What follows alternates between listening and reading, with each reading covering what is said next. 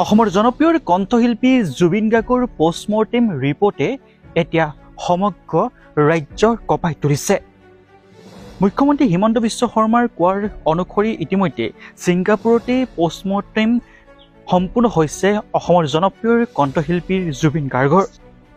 Post-mortem সম্পূৰ্ণ কৰি ইতিমধ্যে নিথৰ দেহ গতাই দিয়া হৈছে জুবিন গাৰ্গৰ তাত থকাৰ পৰিয়ালবৰ্গক। ছিংগাপুৰত গৈ তেখেতে এটা আইলেণ্ডলৈ গৈছিল জুবিন গাৰ্গ, আৰু তাৰ পাছতে ছিংগাপুৰৰ এটা বিশেষ আইলেণ্ডত প্ৰথমতে লাইফ জেকেট পৰিধান কৰি সাঁতুৰিছিল জুবিন গাৰ্গ।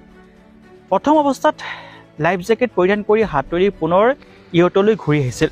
তাৰ পাছত পুনৰ বিনা লাইফ জেকেটেৰে সাগৰত তলিত অৰ্থাৎ সাগৰৰ বুকুত সাঁতুৰিবলৈ গৈছিল জুবিন গাৰ্গ। আৰু তাৰ পাছতে তেওঁলোকে জনোৱাৰ অনুসৰি চিজাৰ আহিছিল জুবিন গাৰ্গক, আৰু জুবিন গাৰ্গৰ প্ৰায় চিজাৰ অহাৰ আপোনালোকে অসমবাসী ৰাইজে জানে, আৰু সেইকাৰণে জুবিন গাৰ্গে বহুবাৰ তেখেতে চিকিৎসালয়ত ভৰ্তি হ'বলগীয়াও হৈছিল, আৰু জুবিন গাৰ্গৰ চিকিৎসা কৰি থকাও হৈছিল, তেখেতে ঔষধো সেৱন কৰি আছিল। কিন্তু এতিয়া যিটো পোষ্টমৰ্টেম ৰিপৰ্ট আহিছে, সেই ৰিপৰ্টে এতিয়া সমগ্ৰ ৰাজ্য কঁপাই তুলিছে।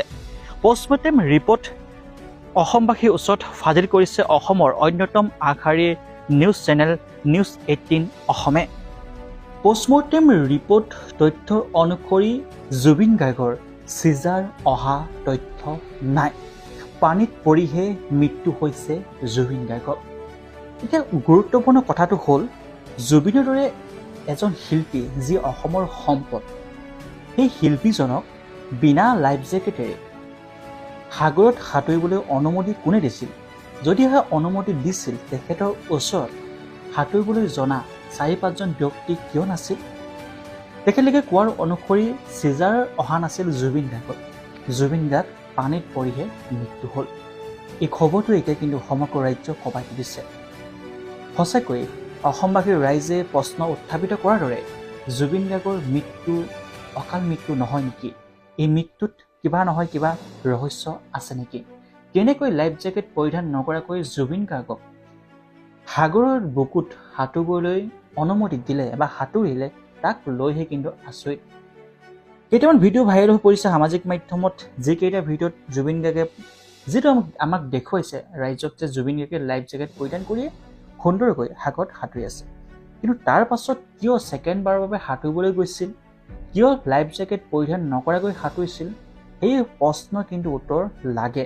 আৰু ইতিমধ্যে অসমৰ মুখ্যমন্ত্ৰী মহোদয়ে শ্যামকানু মহন্ত আৰু সিদ্ধাৰ্থ শৰ্মাৰ ওপৰত CBI জেৰা বা CBI গোচৰ ইতিমধ্যে জাপি দিছে। তেওঁলোকৰ ওপৰত গোচৰ হ'ব, তেওঁলোকৰ ওপৰত তদন্ত হ'ব, প্ৰকৃততে কিদৰে জুবিন গাৰ্গৰ মৃত্যু হ'ল, কেনেদৰে লাইফ জেকেট পৰিধান নকৰাকৈ সাগৰৰ বুকুত সাঁতুৰিবলৈ অনুমতি দিলে জুবিন গাৰ্গক। এই পোষ্টমৰ্টেম ৰিপৰ্টটোৱে কিন্তু এতিয়া অসম কঁপাই তুলিছে। আপোনালোকৰ বহুমূলীয়া মতামতসমূহ দিবলৈ নাপাহৰিব। ধন্যবাদ। জয় অসম।